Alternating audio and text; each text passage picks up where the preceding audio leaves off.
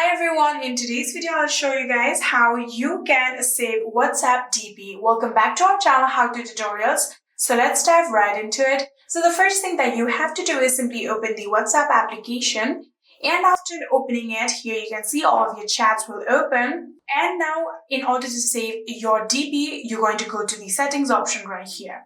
So after tapping on settings, here you can see this is currently your profile. Tap on your profile. You can tap on your DP just like this, and after doing that, here you can get a share option right here. So if you tap on share option, here you can get the option of save image. Simply tap on save image, and now you have successfully saved your WhatsApp DP. You can go back and open your photos application for the confirmation. Here you can see I have successfully saved this photo to my gallery, and just like this, you can save WhatsApp DP. I hope this video was helpful to you guys. If it was, please do not forget to hit that subscribe button and like our video. Thank you so much for watching. See you in the next.